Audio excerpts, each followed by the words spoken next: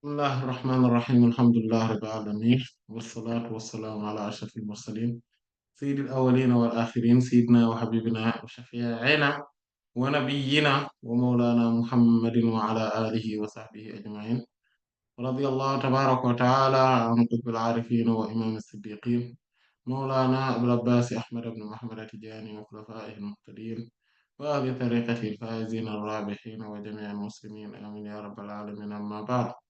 Après avoir formulé les louanges à Allah subhanahu wa ta'ala, adressé les prières et salutations sur le noble prophète Sayyidina Muhammad sallallahu alayhi wa alihi wa sallam. Donc, nous allons entamer notre 63e séance sur le fiqh allégé. Et donc, on était toujours sur le Kitab al-Tahara, le livre de la purification, et on était dans Bab al-Ghusl, Bab al-Ghusl, le chapitre du lavage rituel ou des ablutions majeures.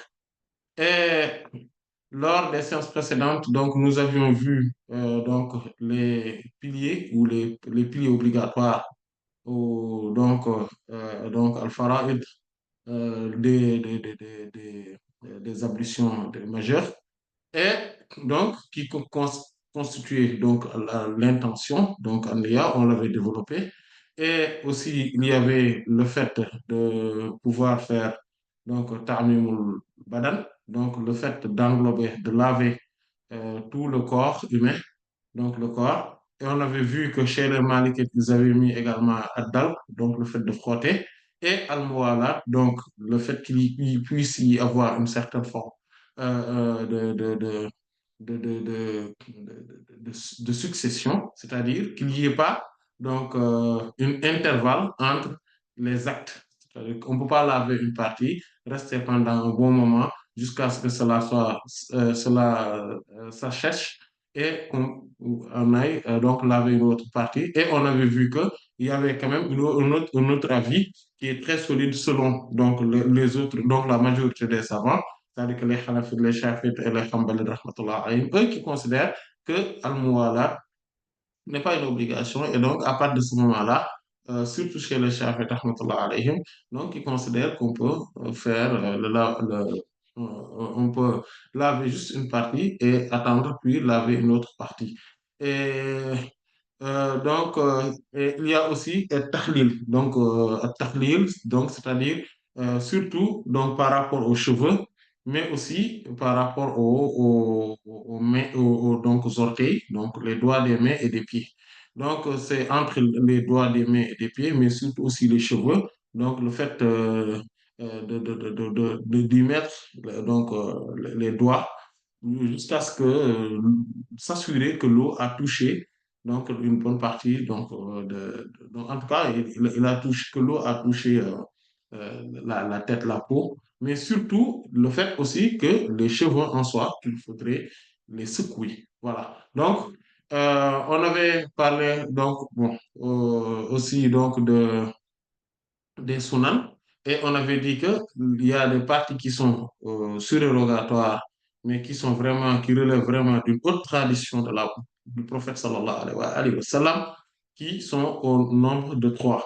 Donc, chez les Malikites, rahmatullah alayhim, c'est Ghaslul Kafayni, c'est-à-dire le fait de laver les deux mains, donc au début, donc au tout début, et donc al-madmadat wal-istinshaq wal-istinthar, c'est-à-dire donc le fait de rincer la bouche donc et le nez donc en faisant l'inspiration donc de l'eau et puis l'expiration. Et la troisième chose c'est mashu samar uznayni, c'est-à-dire le fait de laver de massa, c'est-à-dire d'avoir les doigts mouillés et donc les introduire donc dans le trou, d'accord, donc des oreilles, bien évidemment, le fait de laver la partie extérieure donc des oreilles, aussi bien donc ce qui est en face ou ce qui est donc ou en tout cas ce qui est du côté de la tête, donc les deux parties, le fait de les laver, ça fait partie du fait de laver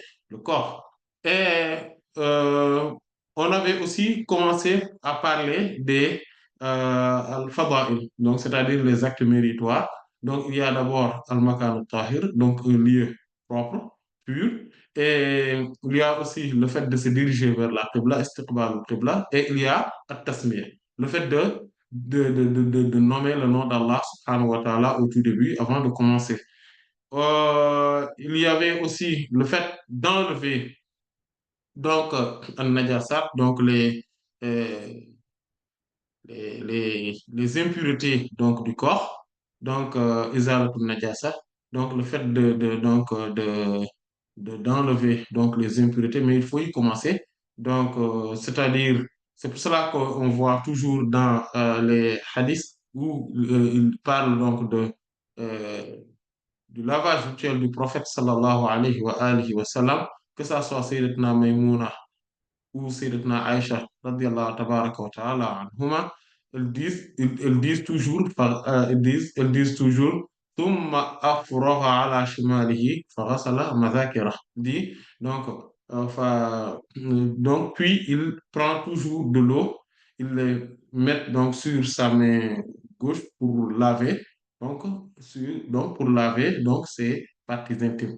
Donc, c'est pour dire, donc, aussi, c'est pour cela qu'on dit qu'il faudrait d'abord commencer par laver entre le nombril et les genoux.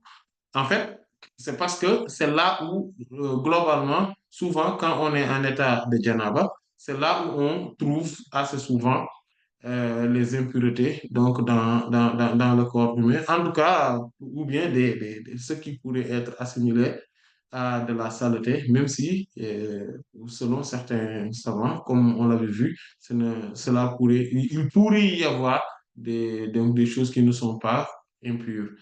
Et on avait également donc on avait vu aussi donc al-wudu, donc le fait donc de faire les ablutions, de commencer les ablutions d'abord petit à petit et donc, lors de la séance précédente, on a développé cet aspect-là. Mais en faisant donc cela, il faudrait mettre de l'eau, donc beaucoup d'eau sur trois fois, en tout cas, prendre trois fois trois paumes de la main, donc en eau, et donc les mettre donc sur la tête, en commençant par la partie droite, puis par la partie gauche, puis au milieu. Donc, et ça, c'est important parce que c'est ainsi que Sayyidat Aïcha Mu'minina, radiallahu ta'ala anha, donc, avait décrit donc, le lavage rituel du prophète sallallahu alayhi wa alihi wa sallam, comme cela se trouve dans les deux sahih de l'imam al-Bukhari et de l'imam Muslim, alayhima rahmatu wa ridwanul mun'im, où Sayyidat Aïcha Mu'minina, radiallahu ta'ala anha, dit كان النبي صلى الله عليه وسلم إذا اغتسل من الجنابة دعا بشيء نحو الحلاب فأخذ بكفه فبدأ بشق رأسه الأيمن ثم الأيسر فقال بهما على رأسه. Donc, elle dit que le prophète sallallahu alayhi wa sallam avait l'habitude, lorsqu'il faisait donc le lavage rituel, donc on lui apportait quelque chose qui ressemblait à donc un récipient, donc un récipient où on peut où on met voilà du lait, voilà. Et il prenait donc avec sa main, donc ses paumes, donc quand il lavait la tête, d'accord, quand il arrivait jusqu'à la tête, quand il faisait les ablutions, donc une par une, mais arrivé à la tête, qu'est-ce qu'il faisait? Il dit, il débutait d'abord par sa partie droite, puis par sa partie gauche, il dit, faqala bihima ala ra'si. Il faisait comme ça, c'est-à-dire, il les regroupait, il mettait au milieu, donc, de sa tête. Et c'est ainsi que le prophète sallallahu alayhi wa sallam faisait, comme on avait vu aussi dans plusieurs hadiths, comme il dit, innama yakfiki, comme il avait dit à Sayyidat Salama radiallahu anha, innama yakfiki an tahussi al-ma'a ala ra'si ra'siki thalathat hathayatin, thumma tufidina al-ma'a ala sa'iri jasadi fa idha antiqat tahurti. Donc, il te suffit tout simplement de mettre, donc, c'est-à-dire que ce n'est pas la peine d'enlever les tresses, ou bien si vous avez une grande chevelure, ce n'est pas la peine et de les enlever. Il suffit tout simplement de mettre donc avec les paumes de la main de l'eau et les mettre, donc les verser sur la tête 3 fois, puis déverser tout le long du corps de l'eau et te voilà, tu es purifié. Et en fait, cette parole-là, donc, éclaircit donc comment ce qui devrait se faire. D'ailleurs, c'est aussi ce hadith-là, c'est dans les deux sahih, mais il y a un hadith qui est dans le sahih de l'imam al-Bukhari, rahimahullah, de Sayyidina Jabir radiyallahu anhu, où le prophète sallallahu alayhi wa sallam dit أما أنا فإنما أحس الماء فيكفيني أن أحس الماء 3 حثيات على رأسي فأفيض الماء على سائر جسدي فإذا أنا طاهر. Donc, moi, il me suffit tout simplement que je fasse, que je déverse de l'eau sur ma tête 3 fois, et puis je déverse de l'eau sur la totalité de mon corps, et puis je suis, voilà, et je me suis purifié. Voilà. Et donc, c'est ça, c'est comme ça, en fait, qu'il faudrait le comprendre que quand on fait les ablutions une à une, et on avait bien précisé lors de la séance précédente que les ablutions par lesquelles on commence quand on fait le lavage rituel, ce n'est pas comme les ablutions qu'on fait pour aller vers la prière. Non, en fait, ça fait partie du lavage rituel. C'est pour cela que ces parties-là qui concernent les ablutions, on ne les relave plus quand on déverse de l'eau sur la totalité du corps, en commençant par la droite. Parce que ça aussi, donc, al-bad'u bil mayamin, ça fait partie aussi des actes méritoires et surérogatoires. Donc, c'est des actes préférables, recommandés. Pourquoi? Parce que la droite est toujours meilleure que la partie, que la gauche. C'est pour cela que le Sayyidat Aïcha a dit, dans le hadith qui est aussi dans les deux sahih, elle dit, radiallahu anha, كان النبي صلى الله عليه وسلم يعجبه التيمم في تنعله وترجله وطهوره وفي شأنه كله.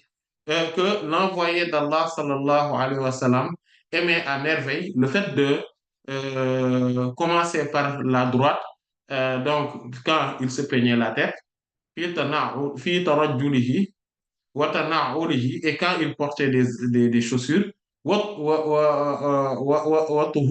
et donc dans sa purification. Quand il se purifiait, donc que ce soit les ablutions mineures ou majeures, il commençait par la droite pour les choses où on peut commencer par la droite. Par exemple, le visage, on commence, c'est vrai, du côté droit, mais c'est un seul lavage. On ne va pas dire, on va laver par la partie droite du visage, puis la partie gauche. Ça ne se fait pas. On lave tout en même temps. Et, il dit وفي شأنه كله. Et sur la totalité de ces choses, de tout ce qu'il faisait, le prophète sallallahu alayhi wa sallam aimait à merveille de débuter par la droite. Et on en avait parlé lorsqu'on étudiait les ablutions mineures. Et d'ailleurs, on avait, si je ne m'abuse, parlé de certaines choses qui sortent, en fait, qui sont des exceptions. Donc, par rapport à cela, comme la circumambulation de la Kaaba, le fait de faire le tawaf, donc on le fait par rapport à la gauche, donc voilà.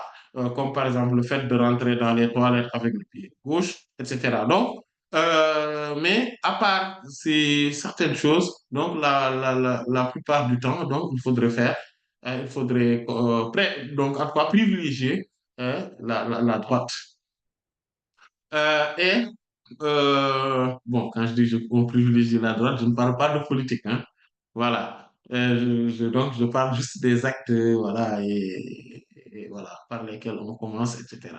Voilà. Donc, pour et donc, et maintenant, il y a euh, une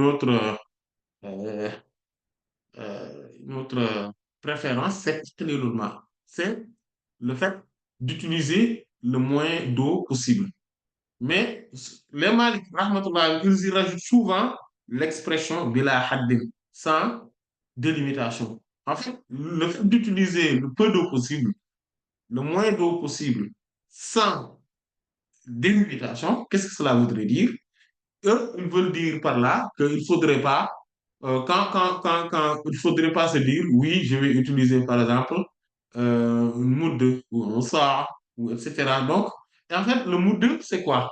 C'est l'équivalent de 0,688 litres.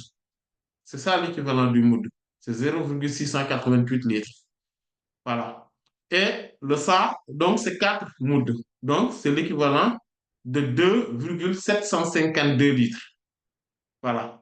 Et il y a un hadith de Sayyidina Anas ibn Malik, radiallahu ta'ala anhu, qui est dans le Sahih de l'imam al-Bukhari, où il dit que كان النبي صلى الله عليه وسلم يتوضأ بالمد ويغتسل بالصاع إلى 5 أمداد.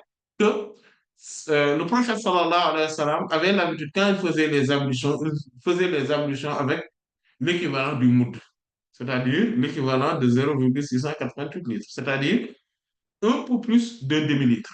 Un peu plus d'un demi-litre. Bon, euh, on va dire 3 cinquièmes de litre. C'est ce que le prophète sallallahu alayhi wa sallam utilisait. Il dit, et quand il faisait les grandes ablutions, il utilisait le sa. Ça, donc, on vient de dire, c'est 2,752 litres. Donc, vous voyez, il dit, donc, ça fait un peu plus de 2 litres et demi. Voilà, voilà. Donc, voilà.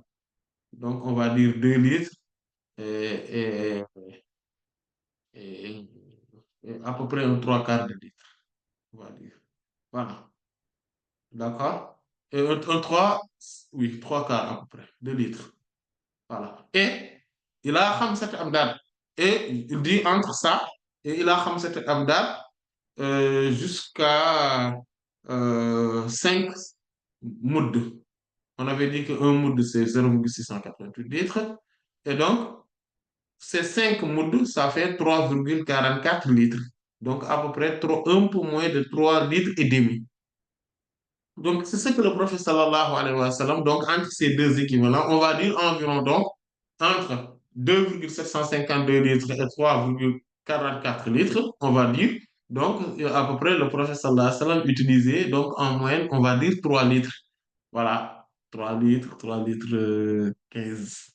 Voilà. C'est ce que le prophète sallallahu alayhi wa sallam utilisait donc pour faire ces ablutions majeures. Donc, c'est-à-dire les grandes ablutions, le lavage rituel. C'est ce qu'il utilisait. Et pourtant, il faisait tout ce qu'on vient de dire.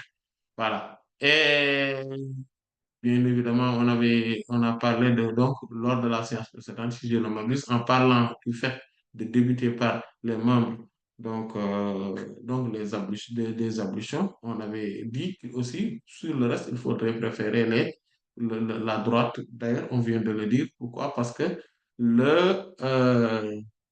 quand le prophète dit, sallallahu alayhi wa sallam, à Sayyidat Atiyya, radiyallahu anha, donc dans le hadith qui est rapporté par la communauté donc des spécialistes de ce domaine, quand ils disent, donc du hadith, je veux dire pas du fiqh, mais du hadith, quand il lui a dit, فاغسلن بميامنها فابدأنا بميامنها وبأعضاء الوضوء منها, quand elle faisait le lavage rituel pour Sayyidatna Zainab radiallahu anha, donc qui est la fille du prophète sallallahu alayhi wa sallam qui était décédée, c'est sa fille aînée, sallallahu alayhi wa sallam. Donc quand elle est rappelée à Dieu et qu'on faisait le lavage rituel, elle avait dit donc aux femmes qui le faisaient, elle lui avait dit, débuter par les membres des ablutions et par les côtés droits, si vous la lavez. Donc, au moment du lavage rituel. Donc, on se rend compte assez rapidement que ça fait partie des choses préférables. Et d'ailleurs, c'est ce qui revient également dans les hadiths de Sayyidatna Aïcha et de Sayyidatna Maïmouna, radiallahu tabaraka wa ta'ala anhuma. Et, et donc, pour revenir sur le fait d'utiliser peu d'eau, en fait, le moins d'eau possible avec avec, mais sans délimitation. En fait, il y a aussi donc, le hadith de Sayyidina Jabir ibn Abdullah al-Ansari, radiyallahu ta'ala anhuma, et qui a été rapporté d'ailleurs par Sayyidina Muhammad al-Baqir, radiyallahu anhu. Donc, Muhammad al-Baqir, c'est le petit-fils du prophète sallallahu alayhi wa sallam. Donc, c'est Abu Ja'far, donc, parce que c'est le père donc, de Ja'far as-Sadiq. Donc, c'est pour ça qu'on l'appelle Abu Ja'far. D'accord? Abu Ja'far Muhammad ibn Ali ibn al-Hussein ibn Ali ibn Abi Talib, radiyallahu anhu. Donc, c'est celui. Donc, il s'appelle Muhammad. On dit qu'il était al-Baqir parce que c'est quelqu'un qui avait une science océanique. Donc, al-Baqir, ça vient d'al-Baqara, certes, qui signifie la vache, mais al-Baqir aussi, c'est parce que c'est quelqu'un qui traversait, voilà, qui transperçait la science. Donc, c'est ça qu'on l'appelle comme ça. Donc, il s'appelle Muhammad, donc Ibn Ali, donc le fils de Ali, Ali Zainul Abidin, aussi il est connu. Donc, c'est ce grand monsieur, radiallahu anhu, qui est le petit-fils du prophète sallallahu alayhi wa sallam, voilà, qui était tellement excellent dans l'adoration d'Allah subhanahu wa ta'ala et dans les actes de dévotion qu'il a été donné, qu'on lui avait donné comme titre, Zaynul Abidin, l'ornement des adorateurs. Donc, vous voyez, Ibn al-Hussein, donc le fils de Sayyidina Hussein, c'est le fils de Sayyidina Ali, donc le petit frère de Sayyidina Hassan.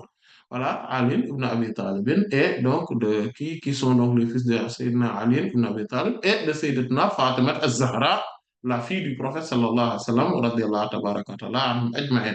Donc, Muhammad ibn al-Baqir, donc Sayyidina Muhammad ibn al-Baqir, radiyallahu anhu, donc il dit أنه كان هو وأبوه عند جابر بن عبد الله رضي الله عنهما وعنده قوم فسألوه عن الغسل فقال يكفيك صاع. En fait, il dit, lui raconte qu'il était lui avec son père. Donc son père, c'est Ali Zainul Abidin, radiyallahu anhu. Donc, donc ils étaient venus donc ils étaient venus, voilà, poser des questions par rapport à la religion. Donc, ils avaient interrogé Sayyidina Jabir ibn Abdullah, radiyallahu anhuma, donc qui est un des Sahaba, radiyallahu anhu, qui était beaucoup plus âgé qu'eux. Donc, eux, ils ne sont pas des Sahaba. Lui, c'est Mohammed al-Baqir, c'est son grand-père qui est Sahaba, Sayyidina Hussein. Mais son père n'était pas un Sahaba. Sayyidina Ali Zainul Abidin radiyallahu anhu n'était pas un Sahaba. Donc, un compagnon du prophète sallallahu alayhi wa sallam. Il n'a pas vu le prophète sallallahu alayhi wa sallam de son vivant. Et donc, il y avait un des compagnons du professeur Hassan qui était toujours vivant. Donc, ils sont allés le voir. Et au lieu de lui poser des questions, comment ça va, et la vie, est-ce que c'est cher ou ça, et oui, comment ça se passe au marché, comment, je sais pas, est-ce qu'il fait froid ou il fait chaud? Non, ils ne perdent pas leur temps. Ils posent des questions très pratiques dans la religion. Ils posent d'abord au sujet donc du lavage rituel. Il lui dit quoi? Ils lui ont demandé, mais quelle est la quantité qui était suffisante? Parce qu'ils savaient comment faire le lavage rituel. Parce que ce sont des savants. Mais ils ont voulu en savoir dans les détails. Ils ont posé cette question-là. Mais quelle est la quantité qui suffisait? Il nous dit, il n'y a plus que ça. Un sac, c'est-à-dire 4 moudous, donc 2,752 litres te suffit largement. C'est ce qu'il lui a dit. Et فقال رجل ما يكفيني. Et donc il y a un homme qui dit, mais ça ne suffit pas. En fait, cet homme-là, c'était leur cousin à eux. C'est Sayyidina Hassan ibn Muhammad ibn Ali ibn Abi Talib. Voilà. C'est Muhammad ibn Hassan ibn Ali radiallahu anhu. Non, Al-Hassan plutôt, Al-Hassan ibn Muhammad plutôt. En fait, lui, son père, Al-Hassan là, son père, c'est Muhammad ibn al-Hanafiya. C'est lui qu'on appelle Muhammad ibn al-Hanafiya. En fait, c'est parce que Al-Hanafiya, c'est sa maman. Son père, c'est Ali. Donc, c'est Ali ibn Abi Talib. Donc, lui, il fait partie donc des Ahlul Bayt. Donc, Ce sont donc, ça fait partie ils font partie de la famille du prophète, sallallahu alayhi wa sallam, mais sur le fait qu'il est alawite seulement. C'est-à-dire, c'est pour ça que ce sont eux qu'on appelle les alaouis. Al-alawi, si vous entendez ça, c'est ceux qui font partie de la famille du prophète, sallallahu alayhi wa sallam, donc des descendants de Sayyidina Ali aussi, hein, radiallahu anhu, mais qui ne sont pas qui font partie de la grande famille, mais qui ne sont pas des petits-fils du prophète sallallahu alayhi wa sallam directement. Ce sont des fils de Sayyidina Ali, mais pas pour maman, donc Sayyidatna Fatima. Voilà, radiallahu anhu. Donc on les appelle les Alaouis. Donc lui, donc c'est un Alaoui. Donc c'est-à-dire c'est Al-Hassan ibn Muhammad Al-Hanafiya, donc ibn Muhammad ibn Ali ibn Abi Talib. Donc, radiallahu anhu. Donc, c'est lui qui a dit, mais Mayak fini, mais moi, ça, vous imaginez, est-ce que vous vous imaginez prendre 2,752 litres, vous voyez, un peu moins de 3 litres, et on te dit que voilà, il faut faire le lavage du avec. Nous qui avons l'habitude d'utiliser les douchettes, tout ça, on déverse l'eau comme à gogo, comme ça, sans se soucier donc du gaspillage. Vous imaginez? Et c'est pour ça que que lui, il avait dit que, mais non, mais même moi, ça ne me suffit pas. Imaginez, lui, à son époque, il disait que ça ne suffisait pas. Mais regardez la réponse de Sidna Jabir, radiallahu anhu. Il lui a dit, كان يكفي من هو أوفى منك شعرا وخيرا منك. Et pourtant, ça suffisait quelqu'un qui avait plus de cheveux que toi et qui était meilleur que toi. Il n'a pas dit oui, ah, lui, c'est la famille du prophète, sallallahu alayhi wa sallam, même si je vais dire la vérité, bon, il faut pas. Non, c'est vrai, il faut du respect. C'est vrai, il faut du respect, de la vénération, etc. Mais cela ne doit pas empêcher de dire la vérité, rien que la vérité. Mais la vérité. Voilà. Et lui a dit, mais, et pourtant, ça suffisait, quelqu'un, non seulement qui a plus de cheveux que toi, mais qui est meilleur que toi. C'est-à-dire le prophète sallallahu alayhi wa sallam. Il dit, yuridu nabiya sallallahu alayhi wa sallam, il dit, summa ammana fi thawbin. Puis il nous a dirigé la prière. Il avait une seule tenue. Voilà. Donc, et donc ça montre que même, et pourtant le prophète sallallahu avait beaucoup de cheveux, parce que ses cheveux descendaient jusque sur ses épaules. Et pourtant, voilà, il utilisait que ça voilà, voilà, il ne l'utilisait que ça. Mais maintenant, les Maliks, rahmatullah alayhim, pourquoi ils insistent sur le fait de la haddin? En fait, ils disent que, pour la plupart des temps, bon, parce que chez les Maliks, il y a une divergence. Il y en a certaines qui se disent que quand on dit que il faudrait utiliser peu d'eau, en fait, il faudrait s'arrêter, se limiter à ce que le professeur a utilisé, aussi bien pour les ablutions que euh, que sur le lavage du tiers. C'est-à-dire, donc, 0,688 litres, on va dire 688 centilitres, OK? Ou bien 3,44 litres ou 2,752 litres pour le lavage du tiers. Voilà. Et ça, comme eux, ils se disent que parce que les Sahaba radiallahu anhum ont bien parlé de cette quantité-là et ils l'ont bien délimitée. Mais la majorité d'entre eux se disent non, il ne faudrait pas donner de délimitation. Pourquoi? Parce que les gens n'ont pas la même corpulence, ils n'ont pas les mêmes besoins en eau. En fait, par exemple, la capacité donc d'absorption de l'eau de leur corps aussi ne sont pas identiques. Donc, on va dire tout simplement, et puis leur aptitude n'est pas identique.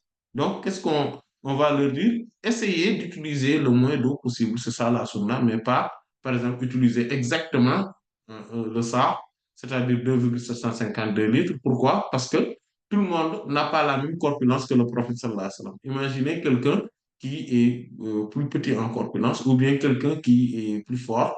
en corpulence, en fait, ils ne vont pas utiliser la même quantité d'eau. Voilà. Et donc, l'autre, euh, le dernier, donc, ce sera al- al-iqtisal ala sifat al-kamal, c'est-à-dire le fait de faire le lavage rituel, donc, mais en utilisant donc la description parfaite, c'est-à-dire que le faire de la meilleure des façons. Et c'est quoi? Comme les hadiths l'ont rapporté. Donc, c'est le fait d'abord donc de commencer par le nom d'Allah en disant Bismillah, le fait de se diriger vers la Qibla et être dans un lieu pur. Et puis, quand on commence les ablutions, les grandes ablutions, on lave donc les mains 3 fois. Puis, on lave donc entre le nombril et les genoux, donc tout ce qui est impur. Donc, on commence par laver donc les parties intimes, donc ce qui est impur, etc., en ayant l'intention donc de faire l'obligation du lavage rituel ou bien de lever donc la janaba, voilà, etc. Donc, comme on avait parlé donc dans l'intention. Puis, on commence par le fait de laver donc les parties intimes, donc devant donc et derrière une fois, quand on voilà, d'accord? Donc maintenant quand on lave les parties intimes, donc devant et derrière une fois, puis maintenant on fait les ablutions. Et en faisant les ablutions, on refait, donc on lave encore la main une fois, donc on rince la bouche puis on fait l'inspiration et l'expiration, mais une seule fois, puis on lave le visage une fois. Puis on lave maintenant les mains jusqu'au au coude une fois, donc en commençant par la main droite, puis la main gauche, et puis on prend de l'eau et on le verse sur la partie droite, d'accord? Des cheveux.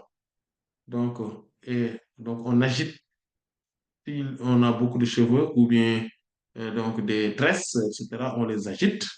Voilà. Puis, on fait la partie gauche aussi. On fait pareil. Et puis, la partie, le centre. Voilà. Et puis, donc, on lave donc les oreilles et on prend de l'eau sur nos orteils, donc sur l'orteil, donc plutôt sur, comment dire, le doigt là, donc l'index, voilà, sur l'index, et on le met à l'intérieur. Voilà. Et aussi bien à l'intérieur, donc pour la partie, l'oreille droite que pour l'oreille gauche. Puis, on lave donc le cou, la gorge, et puis on lave maintenant la partie droite jusqu'au pied. Voilà. Si maintenant là, les Hanafites, par exemple, rahmatullah alayhim, eux, ils disent que quand on finit sur donc les pieds, ils disent qu'ils préfèrent eux donc en fait, de regarder. En fait, pour eux, les Hanafites, rahmatullah alayhim, il faudrait regarder quel est le type de terre qu'on a. Et ça, en général, les autres savants, quand même, euh, sont d'accord avec eux là-dessus. Mais ce sont eux qui insistent là-dessus et qui souvent l'écrivent dans leurs livres.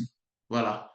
Et c'est conforme aussi au fait donc au hadith donc de Sayyidatuna euh, Maïmouna, donc radiyallahu anha, mais aussi de Sayyidatuna Aïcha, radiyallahu anha, quand ils disent summa tanaha ou bien summa tahawwala min makanihi fa ghasala qadamayhi. Voilà.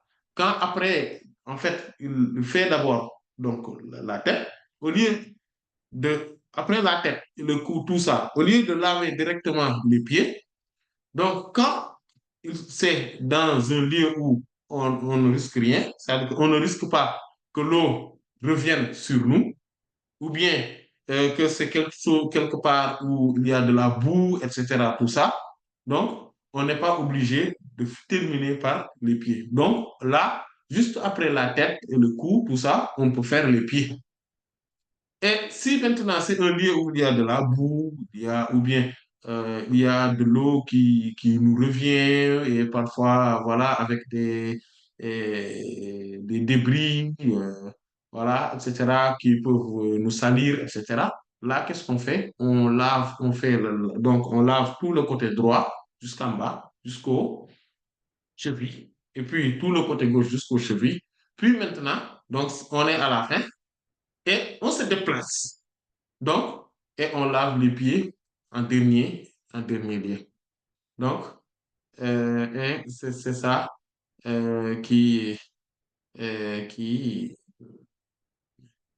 donc, qui est, donc, ce sont des choses que le prophète sallallahu alayhi wa sallam faisait donc assez souvent dans ses ablutions. Voilà. Et donc, dans le hadith de Sayyidatuna Maïmouna, radiyallahu anha, et elle dit, Summa ataytuhu bil mindil faraddah. Puis, je lui ai amené donc une mouchoir, donc une serviette plutôt, et il me l'a repoussé. Voilà. Et lui, il préférait donc ses propres mains pour enlever donc le restant de l'eau et il laissait l'eau sur lui-même et jusqu'à ce que cela s'assèche. Mais il n'est pas du tout illicite ou interdit donc de le faire. Cela, c'est juste un khilaf aoula. Voilà, tout simplement.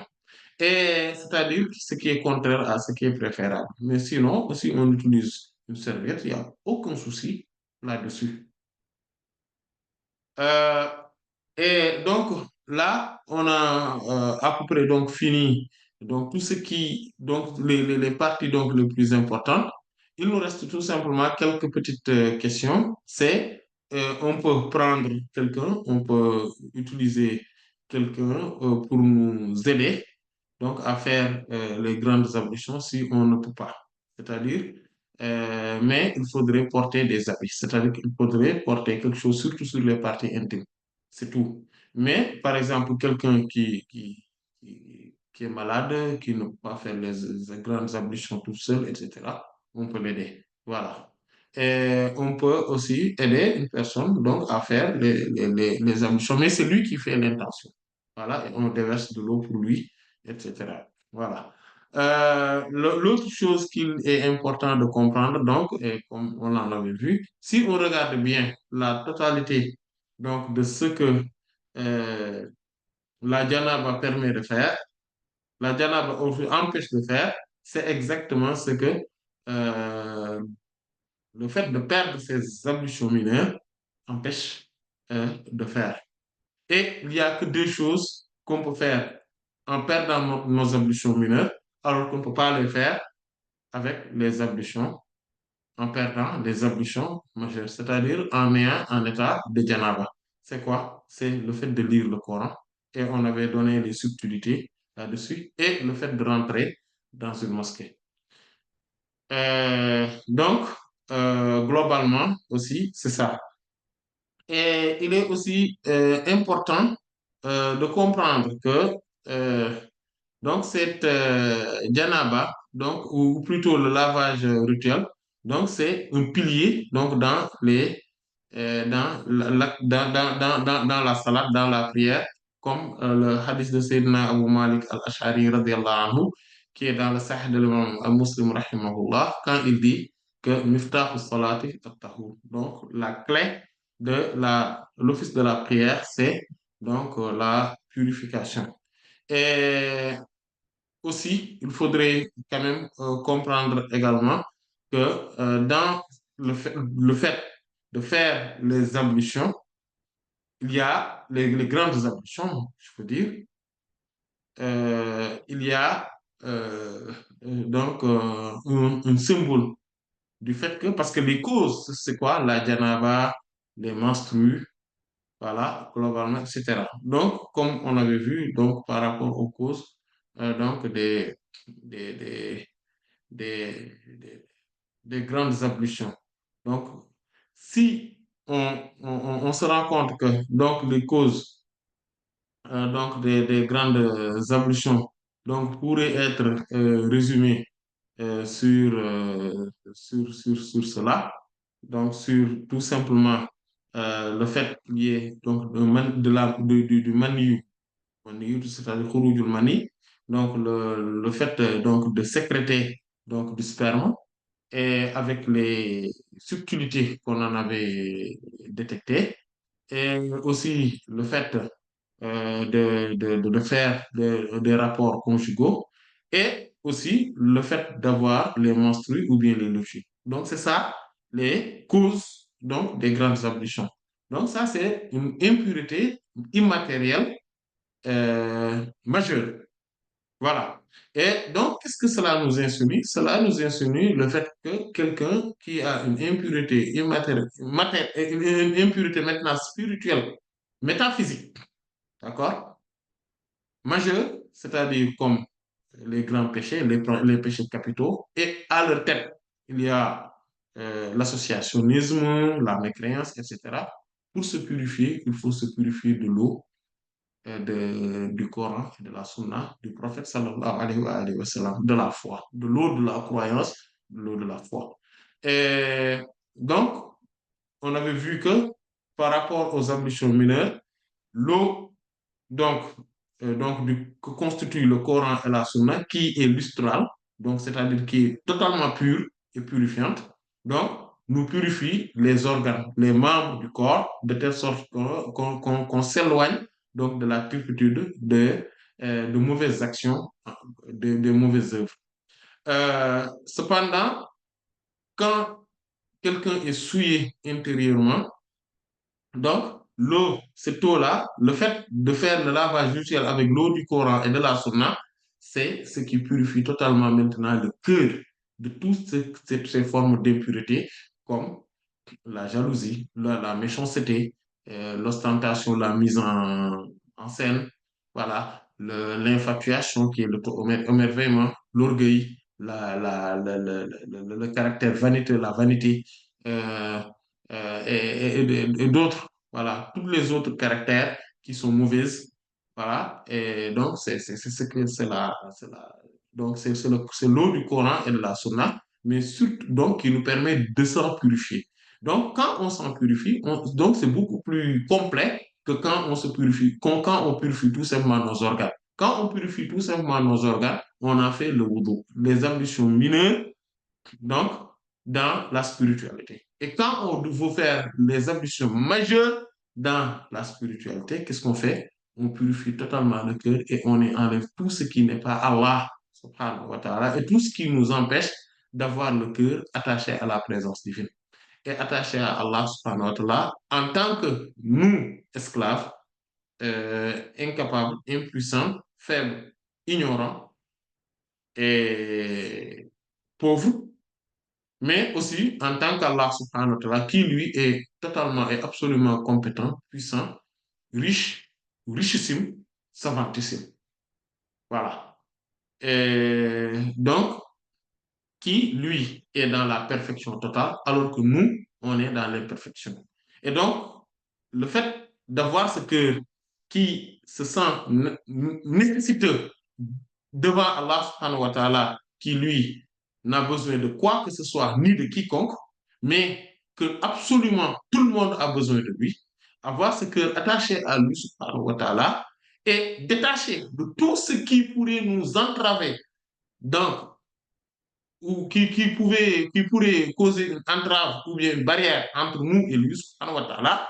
Donc, c'est ça le fait, et donc de se purifier donc de cette eau donc, qu'on appelle ma'ul ghaib, c'est-à-dire que c'est l'eau du mystère. Et cette eau du mystère, c'est aussi, découle également, donc, ou bien en tout cas, donc, donne pour source aussi, donc, Aynul Hayat, c'est-à-dire la source de vie. Et la source de vie, c'est quoi? C'est ce qui nous fait vivre dans notre cœur. C'est pour ça qu'Allah subhanahu wa ta'ala nous dit Ya ayyuhalladhina amanu istajibu lillahi wa lirrasuli idha da'akum lima yuhyikum wa'lamu anna Allah yaqulu bayna al-mar'i wa qalbihi. Ô vous qui avez véritablement cru, répondez, venez répondre à Allah subhanahu wa ta'ala et à son prophète, et au prophète, à l'envoyé sallallahu alayhi wa sallam, s'il vous appelle. C'est-à-dire, ce qui signifie, parce qu'il vous appelle tout le temps à ce qui vous fait vivre, ce qui vous vivifie. Lima yuhyikum, ce qui vous vivifie. C'est quoi? C'est cette vie-là. C'est parce que eux, le fait de s'attacher à eux, le fait de s'attacher donc au Coran, donc à leur parole et à la Sunna, c'est ce Coran et la Sunna qui constitue donc la source de vie. C'est l'eau même, Ma'ul Ghaib, c'est l'eau même du mystère qui est la source même de la vie. Donc c'est ce qui purifie aussi bien l'intérieur d'une personne que l'extérieur d'une personne. Donc, sur tous les plans ésotériques et exotériques. Donc, sur le plan apparent et sur le plan caché. Et c'est ça, donc, qui fait que après l'être humain, en se purifiant à tous les niveaux, donc, devient totalement pur et immaculé, et donc, qui est donc dans la proximité divine. Qu'Allah subhanahu wa ta'ala nous permette donc de bénéficier de cela, aussi bien intérieurement qu'extérieurement, de manière pérenne et depuis la pré-éternité jusqu'à la perpétuité de l'éternité. Allah en sait davantage. Allah ta'ala alam. Wa sallallahu ala sayyidina Muhammadin wa ala alihi wa sahbihi ajma'in. Subhana rabbika rabbil izzati amma yasifun. Wa salamun ala al-mursalin. Walhamdulillahi rabbil alamin. Bismillah. Assalamu alaikum wa rahmatullah. Alaykum assalam wa rahmatullahi wa barakatuh. Donc, pour la première question, la personne, elle demande si la personne suivante doit faire la grande ablution ou pas. C'est la personne qui constate qu'elle a éjaculé sans avoir eu aucun plaisir à cause de la maladie ou à cause du froid. Est-ce que cette personne-là doit se laver, faire le grand lavage ou pas? Non, en fait, quant à cette personne qui a fait, donc qui a éjaculé sans avoir de plaisir, donc lui, elle, donc plutôt ou bien lui ou elle, on va dire, parce que souvent c'est les hommes que ça arrive. Donc il lui faut juste euh, faire les ablutions, mais pas les ablutions majeures.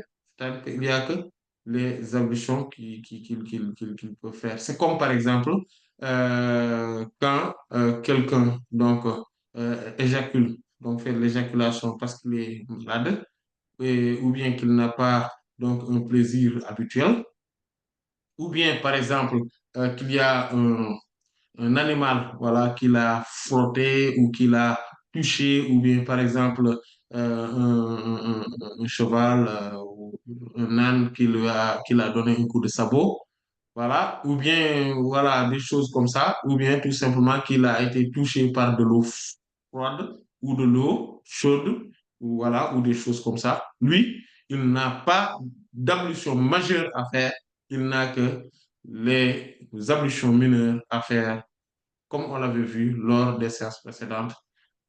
Wallahu ta'ala. Jazakumullah khair. a'lam. Euh, Là, maintenant, on passe à une deuxième question qui, autre que le sujet du cours. La personne demande concernant le recouvrement de la aura pour la femme en dehors de la prière et en présence de son mahram. Est-ce que le voile est strictement nécessaire ou par exemple un turban, un col roulé ou un habillement qui ne laisse rien apparaître pourrait suffire? Pas de mahram, ou bien s'il y a un mahram, En présence de son mahram. seulement, ou bien en présence d'autres hommes et de son mahram. Ah, sur Parce la qu'il y a question, une subtilité. Hein? d'accord. Donc, sur la question, il a juste dit en dehors de la prière et en Oui. présence de son mahram. Mais si c'est en présence de son mahram, seulement ce qu'elle a dit a suffi. Mhm, Mais s'il y a une tierce personne, donc, qui n'est pas son mahram, elle doit se voiler. C'est comme, oui, comme partout, en fait, elle doit se voiler, faut se voiler exactement comme elle devrait le faire. Mais si il y a que ses mahram, effectivement, ce qu'elle dit là suffit. Et d'ailleurs, même, elle n'est même pas tenue de couvrir la tête. Wallahu ta'ala. Hmm. Jazakumullah khairan. Hmm. Et dernière question, la personne demande concernant les avis en fiqh, qu'est-ce qui est plus convenable? Suivre strictement une école en apprenant ses livres de référence ou suivre un savant ayant la capacité de nous orienter vers le rajih, avis prédominant, vers Mhm. le rajih Mhm. entre les avis des savants. Oui, en fait, euh, bon, tous les deux sont bons. Tous les deux sont bons parce que quand on suit une école, il faudrait comprendre que quand on suit une école, l'école en soi, il y a des avis divergents dans une même école. Je pense avoir donné plusieurs exemples là-dessus.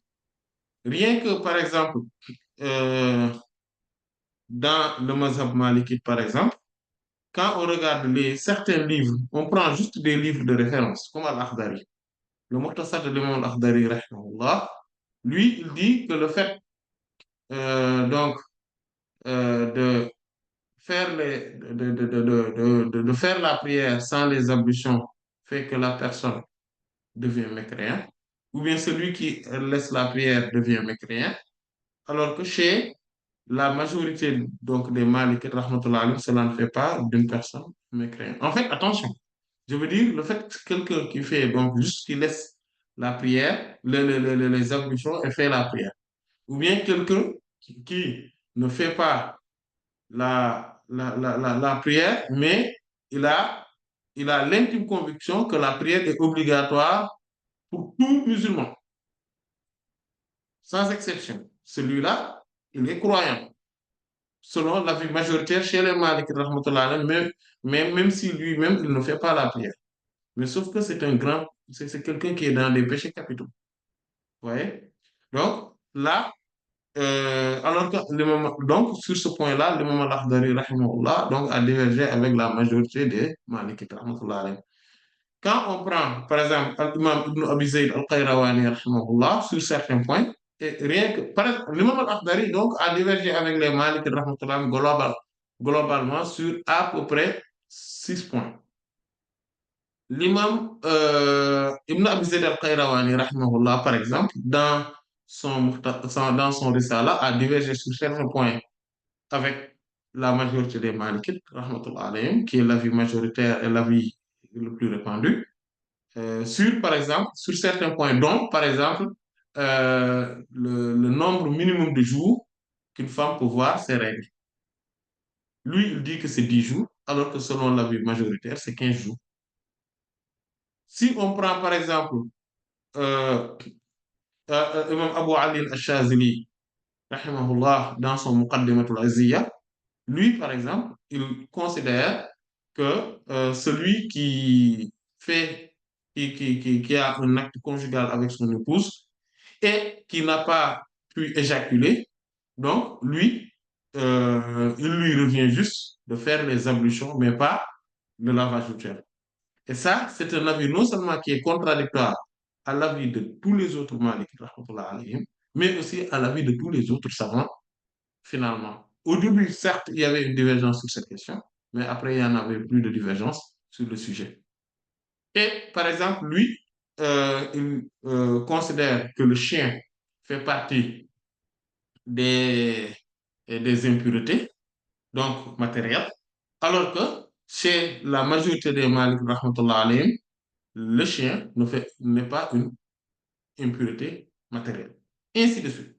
C'est juste des exemples pour dire que même dans les livres de référence, donc dans ces écoles, au sein même d'une école, il y a des divergences avec parfois l'avis majoritaire et parfois l'avis majoritaire aussi n'est pas l'avis qui est le plus valide. C'est pour cela qu'il différencie entre al-mashhur, c'est-à-dire que ce qui est plus célèbre, et as-sahih, ce qui est authentique, ce qui est le plus recevable. Attention, il y a une différence entre ça. Ar-rajih, c'est-à-dire l'avis prépondérant qui est le plus dominant, il le différencie également. Et même, il y a même une différence entre as-sahih, qui est valide, authentique, et al-asah, celui qui est le plus authentique. Ou bien un avis mashhur, qui est célèbre, et al-ashhar, celui qui est le plus célèbre. Il différencie également al-rajih, le dominant, le prépondérant, et al-arjah, le plus prépondérant. Tout ça, en fait, pour dire juste que même au sein, en fait, donc des savants d'une même école, qui pourtant ce sont des grandes références, par exemple l'imam Ibn Abi Zayd al-Qayrawani, rahimahullah, qui vient d'être cité, c'est celui qui est appelé dans le mazhab malikite al-sheikh. Quand on dit le cheikh a dit, dans le mazhab malikite, il parle de l'imam Ibn Abi Zayd al-Qayrawani, rahimahullah.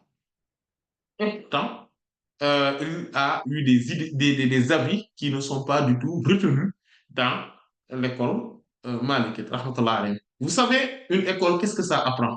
Une école juridique, je vais vous dire ce que ça apprend, ce que ça enseigne. Cela, cela enseigne d'abord, et cela englobe d'abord ce qu'on appelle le usul fiqh, c'est-à-dire la méthodologie fondamentale. Quand on est dans une école, par contre, l'avis majoritaire de ceux, quand ils disent que on est, par exemple, quand quelqu'un dit que je suis malikite, c'est parce que il y a certains points dont les malikites essentiellement ont divergé avec les autres sur le usul fiqh, d'accord, sur les règles, les règles fondamentaux, les règles fondamentales, d'accord, les piliers, les principes même fondamentaux de la méthodologie même pour établir les verdicts et les sentences. C'est là où ils divergent. Par exemple, il y a certaines divergences. Et sur ces divergences-là, on adopte, quand je dis que je suis malikite, donc je vais adopter l'avis majoritaire de cette école-là.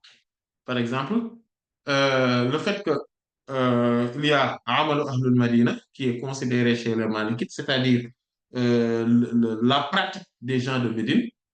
Par exemple, quand je dis que moi je suis malikite, il faut que la pratique des gens de Médine puisse être une référence pour moi, pour que je puisse m'y baser, pour pouvoir établir une sentence. Voilà. Donc, si une question arrive et que la seule différence, c'est que ici certains ont accepté cet avis parce qu'il y a la pratique des gens de Médine, et les autres disent que non, non, non, nous n'acceptons pas cette pratique parce que pour nous, la pratique des gens de Médine n'est pas une référence pour nous. Là, si on se dit Maliki, on devrait avoir le premier avis. On devrait prendre le premier avis. Et pourtant, il y a pourtant beaucoup de Malikites comme Al-Hafiz ibn Abdul Bar, Al-Qadi Iyad, etc., par exemple, qui font le qabd, c'est-à-dire où ils mettent la main droite sur la main gauche lors de la prière. Et pourtant, c'est des grandes références dans le mazhab malikite, Al-Qadi Iyad. Personne ne le présente. Al-Hafiz ibn Abdul Bar, Mahullah, etc. Et pourtant, eux, quand ils sont des Malikites.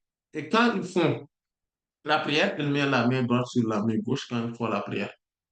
Et les autres, ce qui est l'avis majoritaire, pourquoi ils ne le font pas? Parce qu'ils disent que parmi les, bien évidemment, il n'y a pas que ça, mais parmi les arguments, il y a le fait que c'est la pratique des gens de Médine. C'était la pratique des gens de Médine. Donc, vous voyez, donc, et sur pas mal de questions. Voilà. Par exemple, quand je dis que je suis Hanafite, par exemple, euh, et que il y a un Sahaba radiallahu anhu, qui rapporte un hadith et qui plus autre chose que ce hadith-là, si je suis Hanafi, je vais délaisser l'enseignement du hadith et je vais mettre en pratique tout simplement l'application de ce Sahaba-là. Parce que pour eux, c'est comme ça. Alors que pour les autres, non.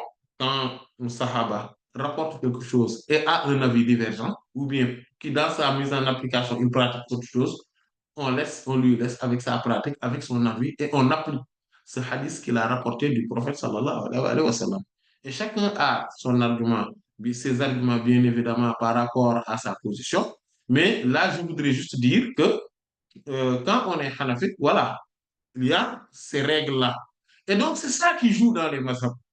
Ce n'est pas les avis, donc, euh, les détails, donc, comme on dit al-furu', parce qu'il y a donc al-usul, c'est-à-dire que les fondements, les bases, les principes, et il y a al-furu', ce qui sont les branches, d'accord, qui sont les branches, ou bien les questions, voilà, les questions pratiques une par une. Donc, ça, ce n'est pas, c'est-à-dire qu'on ne peut pas dire que, oui, on a un autre avis sur telle question, ah, donc on n'est plus malikite. Non, ça ne se passe pas comme ça. Les choses ne se passent pas comme ça. Voilà. Bon, bref, ce que je voudrais dire, c'est que soit on choisit donc l'avis, toujours l'avis majoritaire de la même école, soit on choisit donc de connaître, donc de se dire, oui, moi je suis malikite par exemple, je sais qu'est-ce que c'est le usul, d'accord, le fondement du mazhab, j'applique ce fondement-là, pour que je ne sors pas de ce fondement-là, même si j'ai un avis divergent, j'adopte l'avis des Shafi'ites par exemple, ou des Hanbalites rahmatullah sur telle ou telle question, mais tant qu'on est dans le même raisonnement, en tant que Malikite, je ne sors pas du raisonnement des Malikites. Donc là, même si je diverge avec l'écrasante majorité des Malikites, je suis toujours Malikite, je suis toujours dans ma logique et je suis toujours dans l'école et j'applique toujours les pratiques de l'école. Vous voyez, les doctrines de l'école. Mais quand je sors de cela, là, par contre, je n'applique plus la doctrine de l'école. Et ça aussi, ce n'est pas un problème non plus. Ce n'est pas un problème non plus pour dire qu'on a le choix, soit d'être fixé dans une école, mais dans ses pratiques seulement, pas obligatoirement, ou bien si on veut aussi toujours l'avis majoritaire, mais ça, c'est les pratiques des muqallidoun, c'est-à-dire de ceux qui sont dans le suivisme. Parce qu'il faudrait comprendre qu'il y a trois niveaux en réalité. Il n'y a pas que deux niveaux, comme le pensent beaucoup de gens, en disant qu'il y a soit on est muqallid ou on est muttahid. Ce n'est pas ça, c'est pas la vérité. La vérité, c'est que le muqallid, c'est celui qui est dans le suivisme. Le mujtahid, c'est celui qui est légiste, d'accord? Qui lui-même établit c'est-à-dire qu'il il sait comment construire la loi, comment construire les sentences et comment voilà, quel raisonnement suivre jusqu'à mettre en place la loi voilà. C'est-à-dire que c'est un maître juriste, quoi. C'est un légiste. C'est lui-même, il fabrique la loi. Voilà. Mais à partir donc du usul, à partir des fondements et donc des textes, voilà, des textes sacrés. Cependant, ou à partir des avis des autres savants qui l'ont précédé. Cependant, ça, c'est le légiste. Mais entre les deux, il y a quelqu'un, ce qu'on appelle muttabi'.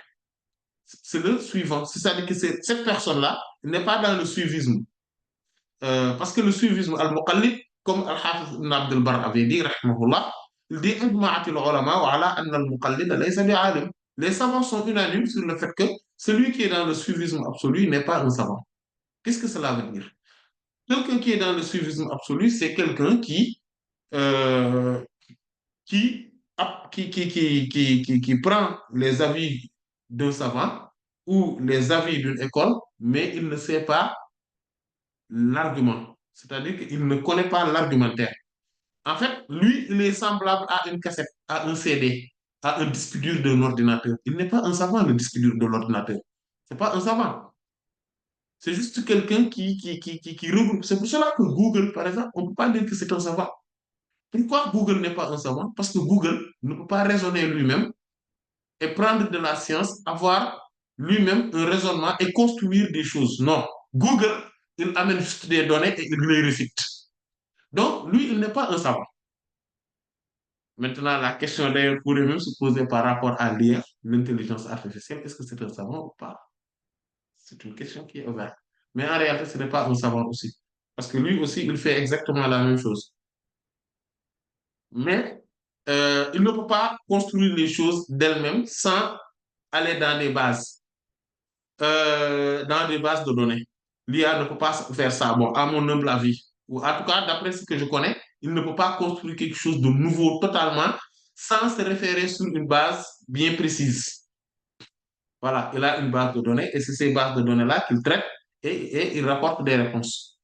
Alors que le savant, il est capable de réfléchir, il a un intellect, mais il a d'autres choses aussi pour être un savant. C'est-à-dire qu'il y a des qualités intellectuelles, mais aussi morales et spirituelles. Et c'est très important. Les données là, les données, la base de données du savant, c'est juste comme des briques, des morceaux de briques là pour une maison. On ne peut pas dire que j'ai du ciment, voilà, du ciment pour une maison ou bien des morceaux de briques. Ça ne suffit pas pour construire une maison. Il y a beaucoup d'autres éléments qui viennent et beaucoup d'autres, et une forme d'agencement et d'embellissement, d'ornement qui fait que le tout devient une maison. Donc, c'est pareil. Le savant, il n'y a pas que les bases de données qu'il a, ce qu'on appelle mujarrad de ma'lumat. C'est-à-dire que la simple base de données ne suffit pas. Il y a aussi des qualités morales, intellectuelles et spirituelles. Et ça, l'IA et le Google, etc., il ne peut pas l'avoir. Il ne peut pas les regrouper. Voilà. L'ordinateur n'a pas cette capacité. Voilà. Il n'y a pas d'éthique, par exemple. L'ordinateur n'a pas d'éthique. Il ne connaît pas qu'est-ce que ça veut dire, etc. Il n'a pas de moralité. Mais a fortiori des capacités spirituelles. Donc, pour revenir sur notre sujet, c'est que l'imam Al-Hafiz ibn Abd al-Barr, rahimahullah, en disant que, en fait, il dit que le muqallid, celui qui n'est que là pour réciter, pour répéter ce que les autres répètent, lui, il n'est pas un savant. Un savant, c'est quelqu'un qui a la capacité intellectuelle aussi, morale et spirituelle, de se poser et d'établir les choses, de comparer, de faire une analyse et une étude profonde des choses, et pour apporter maintenant euh, son grain de sel sur les choses. Et pour aussi dire, voilà, quand sur telle question, effectivement, en fait, il est capable de regarder, c'est ça le suiveur. Le suiveur. C'est pas celui, donc, ou bien le suivant, voilà, le suiveur.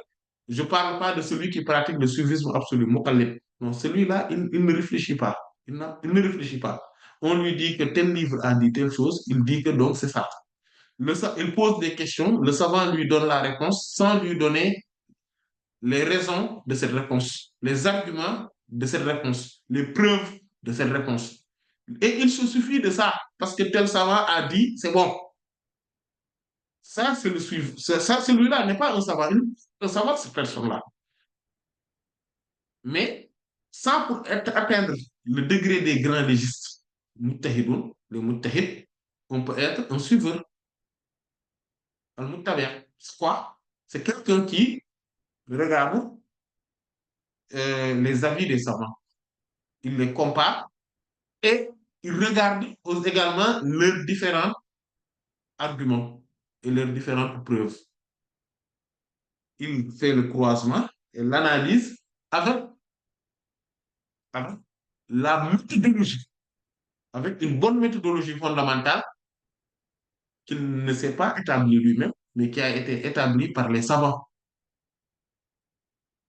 À partir de ce moment-là, il analyse et il a la capacité de déduction. Et celui-là, c'est un suiveur, c'est un savant. Et cette même personne-là a bien évidemment aussi la capacité de faire le ittihad, mais à un moindre niveau.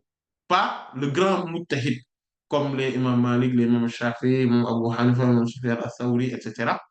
Et imam al-Awza'i, imam al-Tabari, etc. Rahmatullah alayhi. Mais il a la capacité de faire le ittihad, c'est-à-dire l'effort d'interprétation et donc le procédé qui lui permet de pouvoir déduire donc des sentences juridiques islamiquement reconnues ou islamiquement acceptables. Parce que le savant, c'est lui le suiveur. D'accord? En fait, et il en a besoin, en fait. On en a besoin. Personne ne peut dire que l'ijtihad va être fermé totalement. Cette parole-là, elle est fausse. On ne peut pas dire que on peut pas faire ce procédé d'interprétation, etc., de pouvoir déduire des,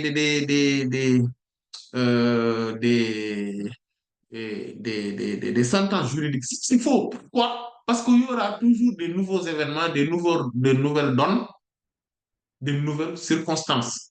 On a besoin de régler ces problèmes-là.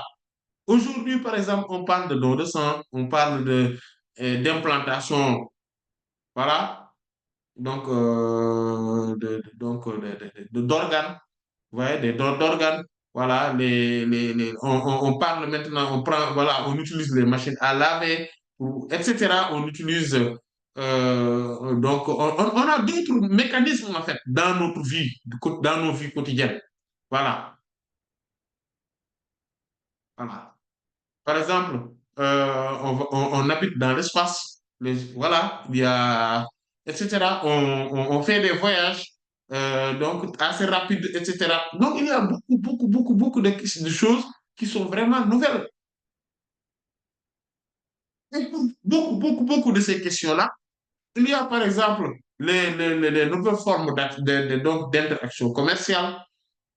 Il y a les bourses qui sont là, il y a des formes de garantie, des garanties bancaires, etc. Voilà. Il y a beaucoup de choses qui nécessitent, il y a des nouvelles technologies. La médecine a beaucoup avancé sur pas mal de domaines. Et tout ça, on a besoin donc de savants qui vont extraire par leur capacité de déduction les sentences juridiques. Parce que ce sont des questions qui n'existaient pas à l'époque du prophète sallallahu alayhi wa sallam et qui n'existaient pas également à l'époque des grands savants. Donc, il y a tellement de choses pour dire que oui, maintenant, personne n'a le droit de faire ça, mais c'est faux.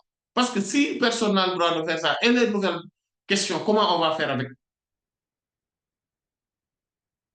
L'essentiel, c'est d'abord que le savant en tant que tel puisse avoir cette capacité de déduction. Donc, pour revenir à la question, euh, on peut choisir donc de suivre l'avis majoritaire donc d'un massaf, d'une école. On peut choisir de suivre un savant qui a cette capacité de déduction. Et dans une certaine mesure même, c'est mieux. Cela est meilleur. Parce que les époques évoluent. Et vous savez,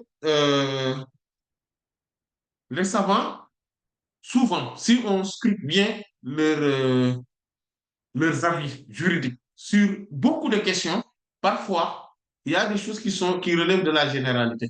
Mais il y a des choses, il y a des avis qui relèvent des circonstances de vie de ces savants-là, dans leurs conditions de vie et dans les milieux qu'ils ont vécus. Dans les milieux qu'ils ont vécus. Ça fait qu'ils se disent que, attention, nous, dans notre milieu, il y a telle ou telle chose qui est meilleure. Et dans d'autres milieux, il y a telle ou telle chose qu'il faudrait mettre en application. Et on dit que l'avis de tel imam, c'était ça, l'avis de l'autre imam, c'était ça. En fait, il ne faudrait pas les détacher de leur milieu de vie, hein, dans certains cas. Ça aussi, c'est important. Donc, c'est pour cela que euh, euh, le deuxième, comment dire, le deuxième comportement pourrait être meilleur. Wallahu ta'ala a'lam. S'il n'y a pas d'autres questions, donc on conclut. Et donc, comme je disais, si, Inch'Allah, c'était la dernière séance par rapport donc, à l'Ghusl, donc le chapitre donc, al-Ghusl du lavage rituel. Inch'Allah, on va après étudier donc, le tayammum, d'accord, donc les ablutions sèches. Et donc, à peu près en 4 5 séances, grand maximum, hein, Inch'Allah. Et puis, on va attaquer le grand chantier. Voilà, le grand chantier, les monstrues. Tout ça, ça c'est un très grand chantier, ça. Ouais. Allah c'est davantage. Donc, wallahu ta'ala a'lam wa sallallahu ala sayyidina Muhammadin wa ala alihi wa sahbihi ajma'in. Subhana rabbika rabbil izzati amma yasifun wa salamun ala al mursalin. Alhamdulillahi rabbil alamin.